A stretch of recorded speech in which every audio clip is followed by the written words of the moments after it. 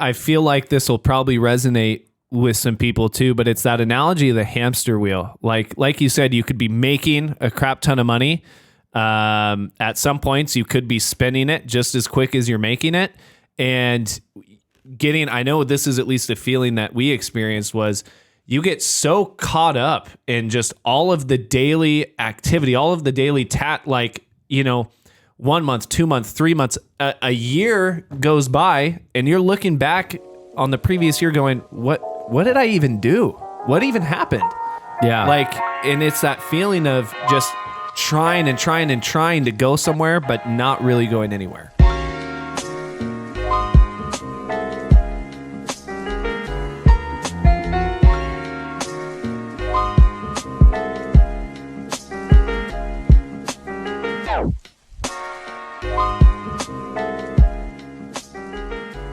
Welcome back to the Pursuit of Property podcast. I'm sitting here today with my co-host, Cade Barrett. Cade, how's your Friday starting for you?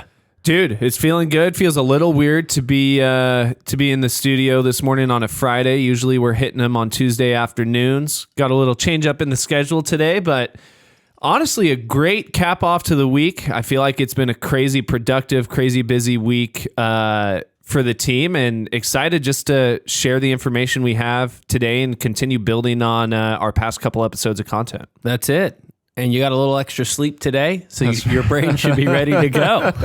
Got a little extra sleep. For context, I missed the workout this morning with Scott and Martin. He's been on a couple of the podcasts. He's the absolute stud ultra marathon runner. But got my caffeine in, so we're doing okay. We're ready. We're going to be talking more, transitioning out of in the business from our last series, more on working on the business. And I think before we talk about that, let's give a little breakdown on what we mean, right? Working in the business is doing deals, finding sellers, signing contracts. It's the revenue generating activities that we stress on, and we say you need to prioritize. And I think most people need to work in their business more than on their business at the start. Absolutely. Is that a fair statement? Yeah, 100%. I think this podcast is more directed towards those people that have a little bit of consistency. They've maybe done a couple deals. They've brought in some revenue. And we talked about it a little bit on the last podcast, but really kind of looking at the bigger picture and starting to make tweaks and adjustments. That's exactly it. I think it's the difference between a micro and a macro view, right? And like you said, as newer investors, newer real estate professionals, you have to pay your dues. You have to be working in your business to even get to a point where you can try and work on your business, right? And I think when we say, what does working on your business really even mean? I like the phrase you used. It's really kind of taking a bird's eye view, looking at the big picture. And the word that comes to mind to me is vision, right? What is the vision behind your business? Where are you wanting to go? And how are you going to be able to put the practices in your business in place in order to get there? Yeah. That's what that means to me. It's like the strategy side of business versus the, nitty gritty. We glorify the grind. Yeah. And I don't think anybody gets into a business to grind, right? Yeah. I think it's the opposite. You get out of the McDonald's job so you don't have to flip a hamburger every day. Yeah. But the hamburger does need to get flipped, right? Absolutely. So to go from flipping the hamburger to running a franchise business that, dominates the world, how do you strategically elevate or grow? I also think right now our team is in a place where we're working a lot on the business because the market, frankly, has not been great the last year, and we've grown and expanded, and we have a lot of wins to celebrate. And that comes from taking that step back from the day-to-day tasks and really prioritizing what does the strategic advancement of our business look like? And what you said, where are we going, right? Kind of setting the North Star and aiming at it, and then road mapping how we're going to get through there, knowing it's not going to be a straight path. Exactly. I think it's as simple as where are we going? How are we going to get there? And it's all of the aspects that go into answering those two questions. And I think that answers kind of that big picture outlook that we're talking about and want to dive in deeper to today.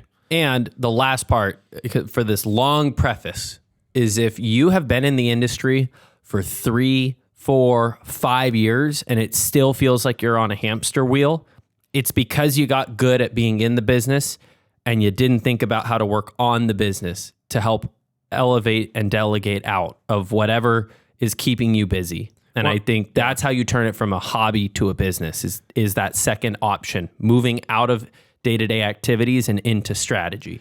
And I will say too, it could be to no fault of your own. And I'll use this as a preface book to the book that we'll bring up again today. But we rewind to one of our OG episodes of doing a book review on rocket fuel, right? Where visionaries, very heavy in the entrepreneurial space, and they're really good at trying to figure out what that big picture is, what that vision is, right? So if you're struggling maybe with trying to work on your business and kind of get that eagle's eye view, you could also maybe be, a heavy integrator as opposed to a visionary. And that's maybe where, if you are in that position, you feel like you've been spinning your wheels, not necessarily having to partner up with a visionary, but maybe going out and getting a coach who is a big visionary, or surrounding yourself with more bigger picture visionary type people that can help you take that step back where it could be difficult just based on what your skill set is. Yeah. So let's talk about it. I mean, we're going to focus on how do you work on the business and what does that even look like? Yeah. For our team, we follow the EOS system. That's from the book Traction. And I think we did a book review on it. Almost positive we did. And you should go back. And if you run a business or you run a hobby, you need to look at it and start learning from the Entrepreneurial Operating System, EOS. Because for us, it has changed the way that the team runs, and it's definitely changed the trajectory. Wow, I feel like I really screwed up that word. It changed the trajectory of where our business is going, from how do we find the next deal to how do we elevate to 10, 20, 30 deals at a time, where we're at now, and our ultimate goal of having more than that. Yeah, honestly, to continue to hammer this point in, I think those two books, Rocket Fuel and, funny enough, Traction is the follow-up book by the same author to Rocket Fuel, two of the most instrumental books for business owners in general, and especially when we're talking about this EOS system that is completely given to you, the playbook's given to you in that book Traction. Like you said, I mean, take me back. When was the first time? We're obviously now back on the same team. When did you start instituting EOS within the team, and kind of what difference was seen before I came on, obviously a little over a year later? When I joined last year in April with Jason, they were running kind of portions of EOS. They were doing like the daily pulse meeting and things like that. I brought up a couple different ideas, but ultimately in the summertime, I said, we need to do this quarterly rock meeting, right? And the quarterly rock meeting was just a portion of the EOS, but that stands out to me that in September, we met for the first time to set a little bit more than just week by week objectives. We set quarterly objectives. And then we met again in December and set an annual objective, right? And at that point, it forced us to have to change what we were doing on a day-to-day basis if we were going to meet the annual and the quarterly objectives. Well, and let me know if this is the approach we want to go. But even before we get into kind of the nitty-gritty of why that quarterly rock meeting is useful, I mean, you mentioned one of the baseline, core things of the EOS, right? There's the daily pulse meeting. And to preface, you and I are absolutely anti-meeting people, right? We've spent a good amount of time going into the new year, figuring out how we can streamline and get rid of meetings and have as little meetings as possible. But I think when we cover these types of meetings, they are instrumental to not only being engaged within the team, but also essential to help you and the team take that big picture outlook. So we've got the daily pulse. We've got the level 10s, which you and I, we've talked about that on the podcast forever. We've had those going on 4 years every week, exactly, for like 4 years. and then these quarterly rocks. So how do each of those kind of tie into these bigger picture items? There's only really 4 meetings that you need in your business. There's a daily 15-minute pulse meeting to keep a pulse on your business, right? Yeah. The little things day in and day out. 15 minutes is all you need. We have a team of 11. We still get it done in 15 minutes. Today we went to 20 because we introduced a new team member. That's it. Yep. You need weekly meetings with your leadership team. If you don't have a team, that needs to be an hour period or an hour and 15-minute period where you are focusing on your business by yourself, or you're bringing in somebody outside of your immediate payroll, but networking with them to solve problems, right? Those solve weekly problems. Yeah. You need a quarterly rock meeting to set bigger objectives, and that's a 1-day meeting. I mean, it takes all day. Yeah. And that solves bigger picture issues, and it helps realign your team towards the right goal. Every 90 days, your team's going to fall off path, and you need to kind of reset yourself straight on, am I going the direction I need to go? And then the last of the 4 meetings that you really need is your annual meeting. And that annual meeting is taking that 2-day step back out of the office, looking around the world and saying, am I getting closer to my dream life or am I not? And that's really what you need to do. If you're not doing that, you spend 4 or 5 years like what I did, hitting that hamster wheel over and over and over. And every year you make money and you pay your bills and you look at your bank account and you go, I have no more money than I did last year. I have no more assets than I did last year. I'm working just the same as I did last year. So if you can institute just those 4 meetings, and they're going to vary in frequency, those are really what you need. Outside of that, a lot of it's fluff. Yeah. And I was going to say, I feel like this will probably resonate with some people too, but it's that analogy of the hamster wheel. Like you said, you could be making a crap ton of money. At some points, you could be spending it just as quick as you're making it. And I know this is at least a feeling that we experienced, was you get so caught up in just all of the daily activity, all of the daily 1 month, 2 months, 3 months, a year goes by, and you're looking back on the previous year going, what did I even do? What even happened? Yeah. And it's that feeling of just trying to go somewhere, but not really going anywhere. Yeah, it's the difference of running on a treadmill versus running outside. Yeah, I mean, you're running the same distance, you're just not going anywhere. Yeah.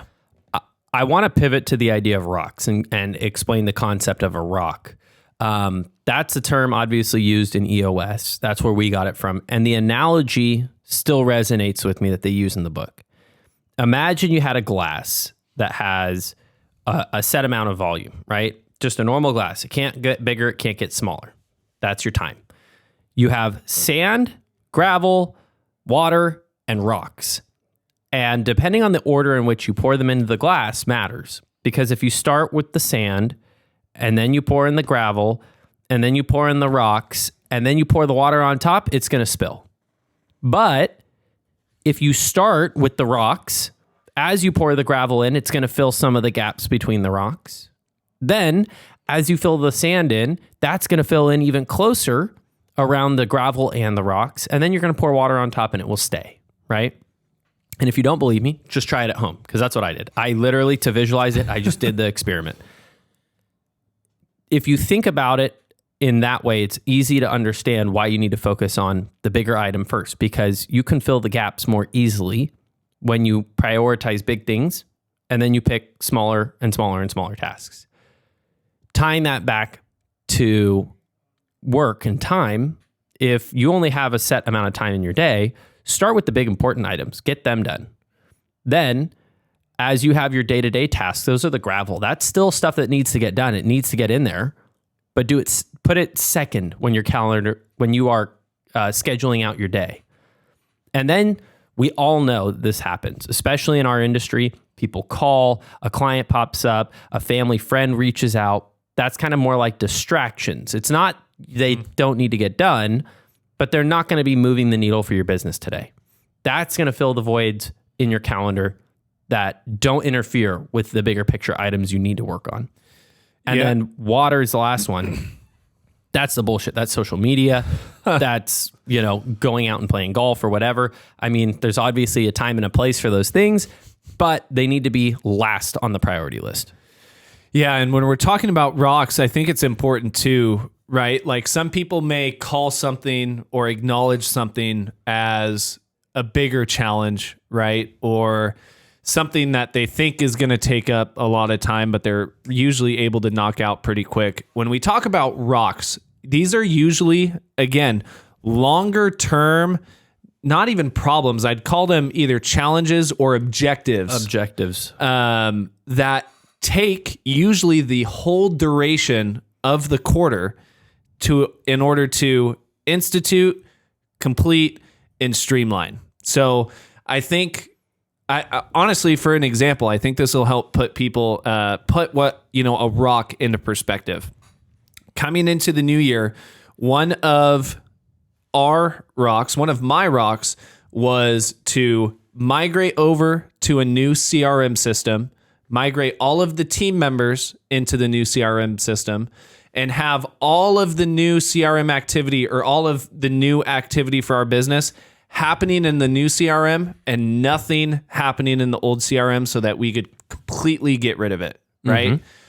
When you think of something like that for a team of 11 people with over 9,000 leads in the current CRM, when you're looking at that, that's not something that can happen in a day, a week, a couple weeks, right? That takes it takes heavy lifting from everybody. It takes training, it takes time, it takes a whole host of other things to where something like that, a rock like that, typically is going to take a couple months, the duration of a quarter, to hopefully fully institute and get the team running on. Yeah. And the key thing about rocks is that they aren't, like what you said, they're not something that can be done necessarily alone too. That's the other part about it. Yeah. Is that all of our rocks require other people's help. And so it's not like Kate could sit down in a weekend and get this done. I mean, there's a lot of technical support that needs to happen. There's a lot of creative thought process on what changes need to be made as we're transitioning. A lot of hard decisions that the leadership team had to make on what leads are going to get moved over, how are they going to get moved over, how are we going to keep on top of our day-to-day business. And kudos to you. I mean, it worked well. We had a pretty seamless transition. Business didn't really slow down at all. During that time, we had changes of who was working on the team. And I mean, overall, in the 90-day period, it's not even over. It's coming up here in a week. Yeah. We have already closed out deals. We've opened tons of new deals. We've brought in tons of new leads, and the business never slowed down. That's a huge objective that got accomplished that could have been kicked down, the road for 2 or 3 more years, knowing that the CRM we were on before was not the one we wanted to be on. Well, and that's something where, like you said, you hit the nail on the head where these rocks, and it's different if you're a solopreneur, right? And I think you should still be instituting, working on your business.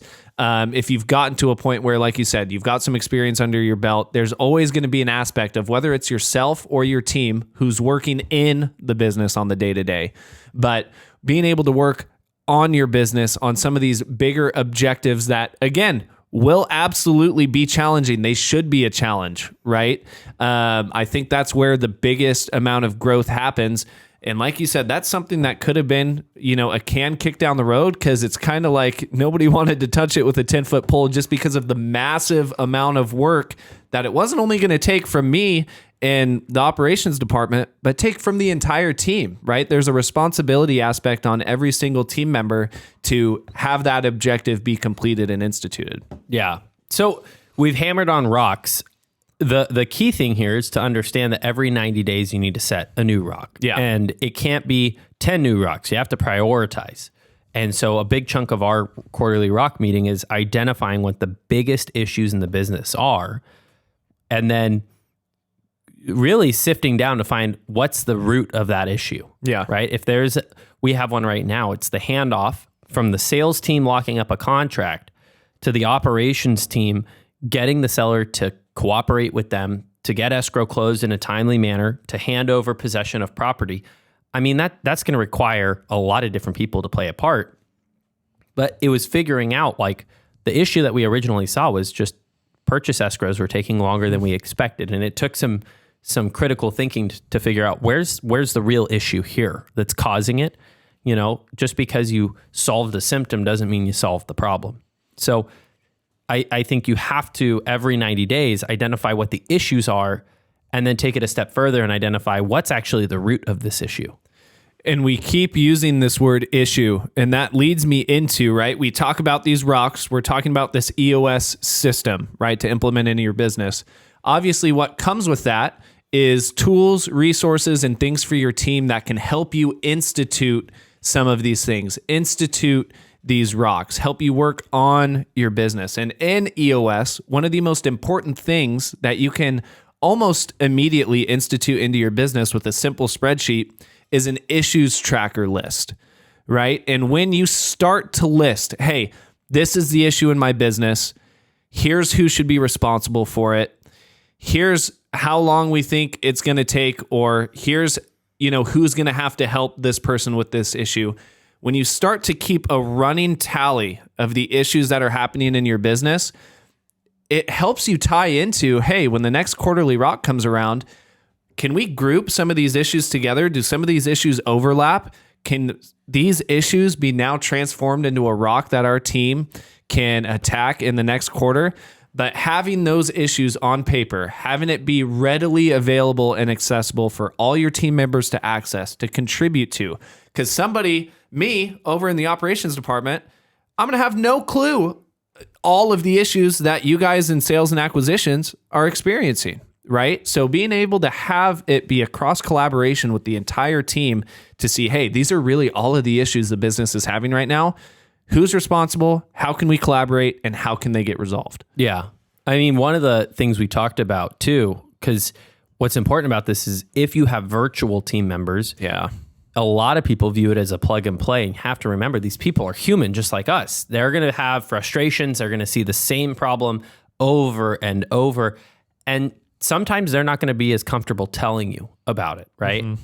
And the analogy I use is it's like you give your virtual team member a rubber mallet, you send them out to a mountain and you say, okay, go mine that mountain. And they're just hitting that rubber mallet against granite, 8 hours a day. And they can see that the tool that they're using is wrong, but they don't have the comfort or the ability to say, hey, I need a pickaxe or I need something like this, right? If you want your business to be more efficient, you need to give your team permission to also tell you what's going wrong. You as the owner, right?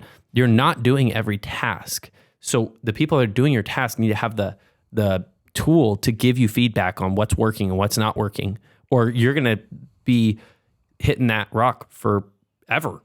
Or maybe even, hey, we have the perfect tool, but we're mining the wrong mountain. We're mining this mountain when really, hey, we should be mining this mountain over here. We're see the gold right there. Exactly. And we're just focusing on all this freaking coal in here, dude. We need to go over and move and shift over to the right mountain with the right tool, 100%. So I think that's the other part is before you can even really fully identify what your biggest issues are, write them down.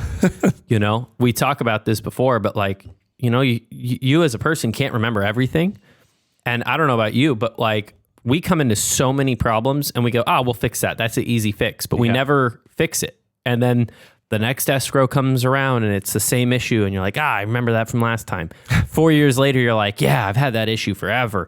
And it's like the solution is sitting right in front of you, right? Yeah. And you just haven't really written it down and taken the time to look at it and say, well, who's going to do it? And when are we going to do it? And how are we going to hold them accountable when it's done, right? It's a lot easier to sweep under the rug when it's not on paper and there's no accountability. Like you said, it can go a long time before that issue is even acknowledged at, let alone in the process of trying to get resolved. Mm-hmm. I want to lead into another tool that falls under the EOS system. And I know you led the charge with instituting this for the team. It's the topic of a scorecard. Oh, yeah. In this EOS system. So because I remember, again, with me joining the team a little less than a year after you did, I remember coming in and seeing this scorecard and being, oh shit, this is really, really good to look at week over week to see what's going on in the business. Can you explain a little bit what that scorecard is and why it's important? Yeah, it's important to have metrics to understand if the tasks in the business are working.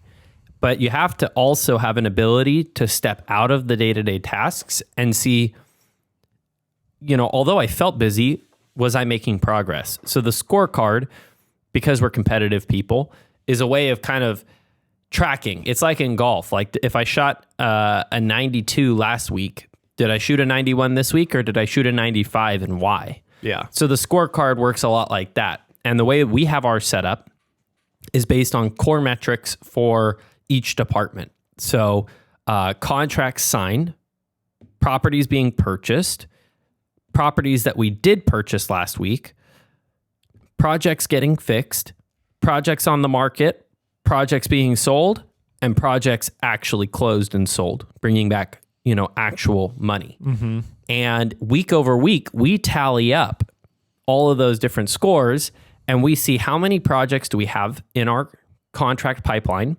and how many did we go up last week. And we have it color coded too. So if it's 0, it's white. If it's anything under 0, meaning we sold more projects than we bought, it's a shade of red. And if we had more contracts signed than we sold, it's green, because meaning we have more projects coming in than going out. And the cool thing about it too is we're keeping track of how quickly are deals moving through our pipeline. Yeah. And so the scorecard is a way for the leadership team as a whole to sit down. And if you're just a business owner, you as the business owner, to sit down and look and say, is my company growing or shrinking? And where is it shrinking and why? Yeah, and I think it's important to use those as a metrics, and then you need to figure out the why behind it, right? Because, okay, hey, I'm seeing a lot of green. There's more projects coming in than are being sold. Could that be a good thing? Yes, absolutely. Could it also be a bad thing? Well, you'd have to read into it and see, well, if we're net positive every single week and we're not selling a ton of there's a possibility that you're not selling a ton of projects. Are rehabs taking longer than they expected? Are properties not being offloaded as quick as we're wanting them to, right? So I think it's important, like you said, to be able to see this trend week over week. And when you go throughout the year, you're going to have 52 of these line items to go back and see, hey, what was our trend in our business here? What was our trend during this time of the year? What was our trend during this time of the year? And kind of now you have the data, but now figure out the story behind it. Mm-hmm. And obviously any changes, right, especially with more projects coming in, if a ton of projects are going out and it's red, okay, well, hey, maybe we've got the right tool, but we're mining in the wrong place. We don't have enough stuff coming in. Maybe we need to shift and change our marketing list or marketing strategy in order to bring that influx of new acquisitions back in. But again, something like that doesn't happen overnight. So if you don't know and can't go anywhere to see what's going on in your business, you can find yourself in a really hard spot, because we've got that 3, 6, 9 month lag between follow-up and leads and new contracts. So all that to say, a really, really another essential and important tool under that EOS system to implement within your team. Yeah, I'm a visual learner in a lot of ways. And we've talked about setting that North Star, but it's never a straight line. Yeah. I wish there was a way to set our business up where we go and we sign 10 contracts every month. That would be amazing. But it's a lot like the restaurant industry. There's ebbs and flows during the day. There's ebbs and flows during the week, and there's ebbs and flows during the year. And on the sales side, on the operations side, knowing that there are waves of when you have more responsibility and waves or lapses where you have more time to go do things that you like, you need to keep track of that. And the scorecard is a leading indicator for everybody on the team to know, am I coming into a busy season of the year, or am I coming into a little bit of a slower season? It doesn't need to mean that you're changing your inputs. It's changing what your expectation is coming into the day. And I think it's important. If you're an anxious person like me, if I haven't signed a deal in 2.5 days, I mean, you can see it on my face. I start getting a little antsy. I'm trying to force a deal here or there, because I just so desperately want to have consistency. And I just want to sign a deal every 2.5 days and then I'm done. But that's just not how it happens. And last month, or this quarter, would be a great example. In January, we signed 3 deals because there was a lot of shit going on, and we passed on 20 plus deals in January that came into our system. We were off by 2, 3, 4 grand. And you're like, damn, I just think we should have done it. But had we done that when February came along, we inked 11 contracts, and those are all way better than the homes we saw in January. And we get this rush of properties and they're already filtering out. And here we are in March, we had a little bit of an ebb. But now coming into the end of March, our team is telling us we are getting inundated with calls. These are all leads, like we need to work. And so we have that ebb and flow. And you can start seeing that this is a lot like the tide. It comes and goes, and you have to be comfortable knowing there's times when you're going to swim and there's going to be times where there's no water in sight. And I think there's, although it's never 100%, but there's a feeling of peace when you can kind of acknowledge that and just acknowledge, hey, this is the reality, and say, okay, I know this is the reality. How are we going to tackle it? Right. It gives you the confidence to be patient. Yeah, exactly. In a industry where being patient is a very massive challenge, especially if you're newer in the business. Speaking from experience, it can be very hard to be patient. Yeah, the bills aren't patient. Yeah, the bills don't stop, no matter how patient or impatient you are. We talked about an analogy earlier this week, right? And we were saying people have been doing real estate. People have been investing in real estate. People have been selling homes for a crap ton of years. It's been going on for a really long time. People have done it successfully.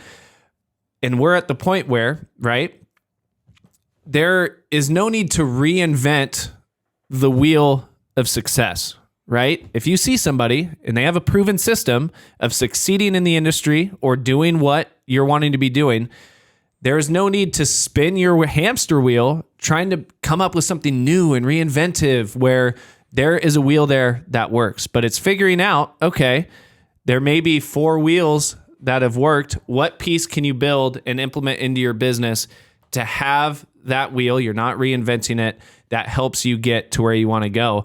And I think utilizing this EOS system, right, because it brings a lot of clarity to not only some of these meetings, but even how to tackle this big picture item. And I know we've talked about the quarterly rock meeting, but it's there on paper in increments of minutes, right? 5 minutes, 7 minutes, 60 minutes on how exactly these meetings should be ran. So when we talk about this system, it's a successful system. It's been used and is being used by successful people in the industry, not only in real estate, but in industries across the globe, right? There's no need to try and reinvent the wheel. And the point I'm trying to hammer is when this system can be given to you, right? Obviously, you'll need to make a few tweaks based on, is it just you? How many team members do you have? But don't try and reinvent the wheel. This stuff works. We know it works. Our company is a testament to how well it works. And we waited 9 months to tell you because we didn't want to jump the gun. Exactly. And to the point of utilize these tools. It's the same thing. We've talked about the drip campaigns we instituted. You posted all about it. We didn't try to reinvent the wheel by trying to do it ourselves and spin our wheels trying to do it when we weren't masters of it. We took somebody who was successful, well-respected, and had the track record, took that little spoke and put it in our wheel. And look at that. That was even better than anything we could have done by trying to do it ourselves. But we didn't try and reinvent it. We had somebody who had a proven method, instituted that spoke into our wheel, and look how well they're doing now, right? So I think it's not trying to reinvent the wheel, especially if you're a newer person, a newer investor.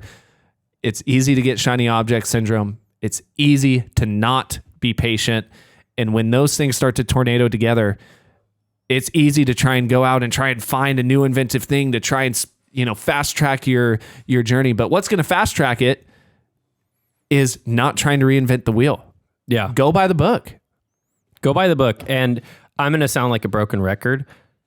Please develop the habit of using a calendar. Oh my gosh. I think that's still one of our most viewed and watched episodes to date was that episode on scheduling and calendaring. It blows my mind. My gosh. And the same way you can't remember every issue, you can't remember everything that you need to do. No.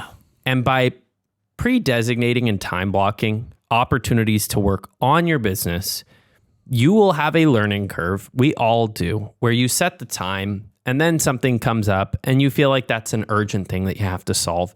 And it's rare that it's actually urgent. But develop the habit of identifying what major issues you need to solve this quarter, putting it in your calendar, a time each week that you're going to work only on that issue, and treat it as sacred, right? I'm Catholic. If you called me on Sunday when I'm at Mass, would I answer my phone? No. My phone's on Do Not Disturb, and it's put away for that hour.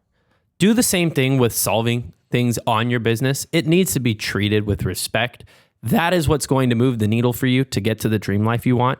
It's not going to be you answering the phone because the owner you just bought a house from moved back into the house when you weren't there. That's not going to be an issue that needs to get solved this exact minute. In an hour, it will still be there, right? So start practicing, develop the habit of time blocking opportunities for these meetings, for these rocks, and don't let all that sand and gravel and water get in the way of solving the bigger picture issue. Guys, thank you for tuning in to today's episode of the pod. We wrapped up our mini series on the building blocks of your business, all of the intricacies and the activities that go into working in your business. If there's anything you take away from today's episode, please recognize and understand the importance of working on your business. We threw out the 2 books that are really helpful, Rocket Fuel and more especially Traction, in helping you institute this, whether you're by yourself, have a team, big or small, start to institute these things. And like we've said, we're a testament to in the past 9 months that we've been intentional with this system, our business has skyrocketed, right? With having the right people in the right seats, working on the right stuff, and focusing on the right objectives. That's it. That's it. If you want to be an owner, not an employee, listen to this pod. There we go. See you guys next week.